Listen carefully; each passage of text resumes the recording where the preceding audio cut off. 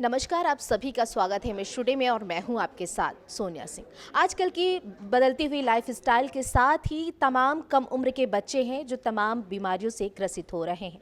इसमें एक सवाल ये भी उठता है कि क्या माता पिता वर्किंग हैं और बच्चों पर ध्यान नहीं दे पाते हैं, इसकी वजह से बच्चे इन बीमारियों का शिकार हो रहा है। लेकिन सवाल यहाँ तक ही नहीं रुकता, ये बहुत समय से चला आ रहा है, लेकिन अब जैसे जैसे लोग जो है वो जागरूक हो रहे हैं, वैसे वैसे समझ रहे हैं कि उनके बच्चों में आखिरकार के विकास की किस तरीके से कमी है, जो हमारे बच्चों में डेवलपमेंट नहीं हो पा रहा है। तो लखनऊ के अपोलो हॉस्पिटल में चाइल्ड डेवलपमेंट क्लिनिक का जो शुभारंभ है वो किया जा रहा है। ज़्यादा जानकारी के लिए हमारे साथ डॉक्टर प्रांजलि सक्सेना मैम मौजूद हैं। हम बात करते हैं मैम, जिस तरीके से एक क्लिनिक की शुरुआत हो रही है, सबसे पहले तो हमारे चैनल में आपका स्वागत है। कैसी हैं? Thank you so much. मैं पकड़ रखी हूँ।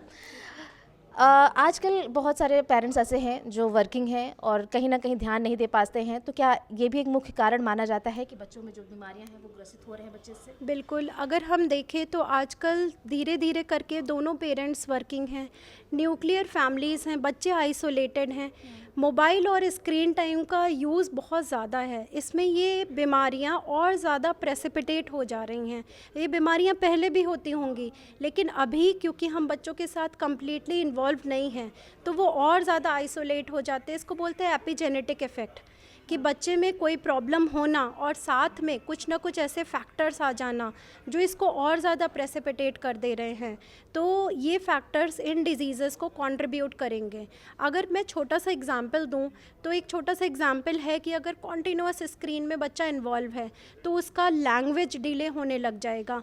वो आप जब भी बात करेंगे तो आई टू आई कॉन्टैक्ट नहीं मेंटेन करेगा, वो कहीं ना कहीं अपने में ही खोया रहेगा। He prefers to be alone. तो ये एक तरीके के सिम्टम्स हैं जो कि स्क्रीन एसोसिएटेड हैं, जिनको हम बोलते हैं वर्चुअल ऑटिज़म। तो हमें ये देखना पड़ेगा कि बच्चा पूरी तरीके से इसमें इन्वॉल्व तो नहीं है। फैमिली, इसीलिए इस क्लिनिक में फैमिली सेंटर्ड केयर है।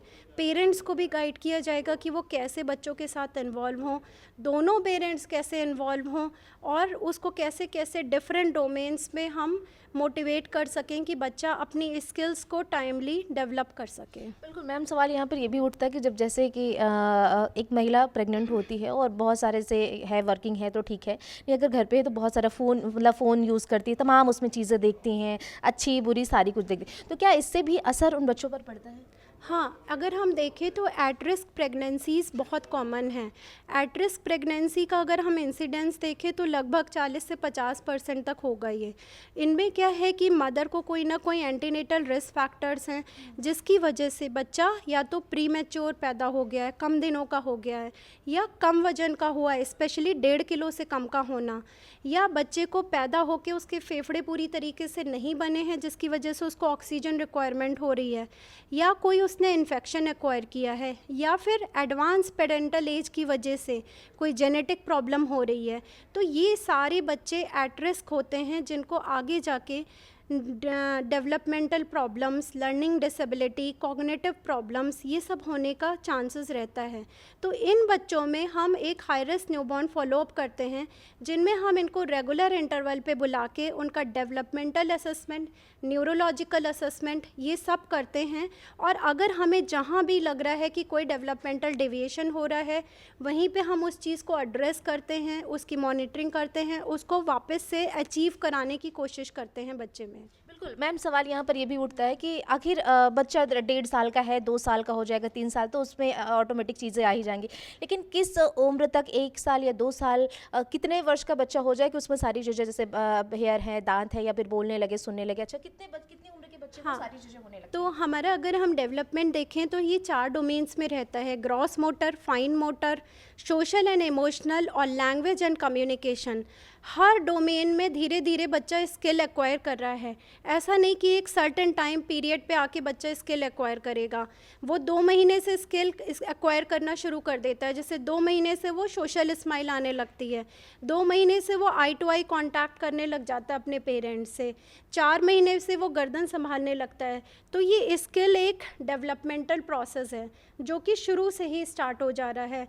इसीलिए ऐसे बच्चे जिनको कहीं ना कहीं एनआईसीयू का रिक्वायरमेंट हो हुआ है वो ज़रूर इस हाई रिस्क न्यूबॉर्न फॉलोअप को करें, ताकि उनमें कुछ अगर इस तरह की प्रॉब्लम लग रही हैं इन 4 कंपोनेंट्स में, 4 जो डेवलपमेंटल डोमेन्स हैं, ताकि हम उसको एड्रेस कर पाएँ और टाइमली इंटरवीन कर पाएँ। इसका एक छोटा सा क्रक्स यही है कि अर्ली इंटरवेंशन करना और टाइमली डिटेक्शन करना इज़ मोस्ट इम्पॉर्टेंट। तो बिल्कुल इस क्लिनिक में कैसे पेरेंट्स और बच्चों कैसे आ सकते हैं यहाँ पर? इस क्लिनिक में पेरेंट्स और बच्चे आ सकते हैं। इसका हमारा सेट एंड डेट डिसाइड किया गया है जिसमें वो आके एनरोल हो सकते हैं और फिर उसके बाद उनको next follow up according to the need of the baby बताया जाता है। कहाँ पे आना है लोगों को? अपोलो मेडिक्स हॉस्पिटल में यहीं पे आना है, यहीं पे क्लिनिक स्टार्ट हो रहा है, वो सब आपको मेंशन कर दिया जाएगा, टाइमिंग एंड डे। देखिए ऐसा है, चाइल्ड डेवलपमेंट क्लिनिक जो अपोलो मेडिक्स में हम लोग स्टार्ट कर रहे हैं वो उन बच्चों के लिए है जिनके माइलस्टोन्स डिले होते हैं। जैसे आपने कई बार सुना होगा कि ये बच्चा कम बोल रहा है, दांत नहीं निकल रहे, चलने में डिले हो गया, चलता है तो जो है या सुनाई नहीं दे रहा है या कुछ समझ नहीं रहा है, और लोग सोचते हैं हो जाएगा, कुछ बड़ा होगा, कुछ पहले से है, कुछ डिले हो जाएगा। बट वी डोंट अंडरस्टैंड कि ये डिलेज़ जो हैं अगर हम पहले से एड्रेस कर लें तो शायद हम इन सब चीज़ों पे बहुत अच्छा काबू पा जाएंगे और मरीज और बच्चों को जो है अच्छा ट्रीटमेंट दे पाएँ और समय से उनका इंटेलिजेंस और उनके जितने भी बिहेवियर पैटर्न्स हैं या जो उनके माइलस्टोन्स हैं वो जल्दी अचीव कर लें। और ये अक्सर जो है इग्नोर हो जाता है पेरेंट्स द्वारा भी, पब्लिक द्वारा भी, समाज द्वारा भी। उसको सब लोग बस केवल सांत्वना देते रहते हैं, लेकिन इसका एक प्रॉपर ट्रीटमेंट है जिसको अगर फॉलो किया जाए तो बहुत अच्छा रहेगा। और यही आइडिया है चाइल्ड डेवलपमेंट क्लिनिक करने का, ताकि लोगों को इन्फॉर्म करें कि जो भी माइलस्टोन डिले है या जो भी आपको लगता है वो पहले आके बताएं, उसको पहले ही हम उसको एड्रेस कर दें। सर माता पिता के लिए क्या मैसेज है आपकी तरफ से, क्योंकि वो कभी कभी इधर उधर की बातों में आ जाते हैं, तो अगर उनके बच्चों में ऐसी समस्याएं हो रही हैं तो क्या वो डॉक्टरों से सही जानकारी ले? देखिए हर चीज़ में साइंटिफिक अप्रोच ही बेहतर रहता है। सुनी सुनाई बातों से तो कोई है नहीं, कोई इसका साइंटिफिक बेस तो है नहीं, इसने कहा या उसने कहा। ये तो किताबें जो बता रही हैं, जो रिसर्च बता रही है उसको फॉलो किया जा रहा है। तो माँ बाप को भी यही बताया जा रहा है कि इन्फॉर्म्ड डिसीजन लिया जाए। हम इन्फॉर्मेशन दे रहे हैं, आपको उचित लगे तो आप उसको फॉलो करिए, और उस इन्फॉर्मेशन का बेस साइंस है। तो इसलिए इससे बेहतर और क्या हो सकता है। सर अगर भारत की बात करें या फिर उत्तर प्रदेश की ही बात कर ले तो हर साल ऐसे कितने % बच्चे होते होंगे जिनमें ऐसी समस्याएं? देखिए इंडिया में 68 बच्चों में एक को इस तरह का कोई ना कोई डेफिसिट होता है। बहुत कॉमन है, लोग ध्यान नहीं देते। बाहर तो और भी कॉमन है, कुछ कुछ देशों में तो हर 30 बच्चे में, 40 बच्चों में होता है। तो इतना कॉमन है तो हम लोगों को इसको ढंग से हमेशा ही अप्रोच करना चाहिए, और इसीलिए ये चाइल्ड डेवलपमेंट क्लिनिक स्टार्ट कर रहे हैं। सर कभी कभी ये भी देखा जाता है कि बच्चे इस ऐसे माता पिता ध्यान नहीं देते, उनके बच्चे के सिर में बाल नहीं आते और बहुत टाइम हो जाता, आँख में आईब्रो नहीं आती है, फिर ऐसे कई समस्याएं हैं। तो उनके लिए क्या है कि अगर उनको थोड़े से 1-2 साल में अगर बच्चों में ऐसी समस्याएं होंगी तो डॉक्टर के पास वो सलाह? जी हाँ, हर चीज़ के लिए, जैसे कम चल रहा है, बोल कम रहा है, सुन कम रहा है, दिखाई ढंग से नहीं देता। जैसे अभी ही हाल में हम लोगों ने 2 बच्चे डायग्नोज किए हैं जिनको चश्मा लगना था 1.25 साल पे, और वो देखता ही नहीं था और उसको कुछ समझ नहीं आता था और इरिटेबल रहता था। फिर जब उसकी आँख की जांच करी तो उसको -3 की पावर थी। उसको चश्मा लगाया जिस दिन से, उस दिन से वो बच्चा इतना खुश है, कम रोता है, भागता है, दौड़ता है, अपने साथ वालों से करता है। तो वो 1-1.5 साल के बच्चे में कितना बदलाव आ गया सडनली, ये भी एक अपने आप में बहुत बड़ी बात होती है। तो these are the things which are very important. तो बच्चों में डेवलपमेंट की बड़ी ज़रूरत रहती है, ऐसे में पेरेंट्स जो है वो नहीं समझ पाते हैं, और जिन पेरेंट्स को ये समस्या होती कि अरे ये तो 1-2 वर्षों में आ जाएगी, अपने आप ही सही हो जाएगी, लेकिन ये बीमारी है और ऐसे में बच्चों को डॉक्टर की सही जानकारी के अनुसार उसका इलाज कराना भी अनिवार्य होता है। तो ये सब जानकारी जो है उन पेरेंट्स के लिए है कि अगर उनके बच्चों में इस तरीके की समस्याएँ हैं तो वो तुरंत ही डॉक्टर से सलाह लें। वीडियो राशु के साथ मैं सोनिया सिंह, MS टुडे, लखनऊ।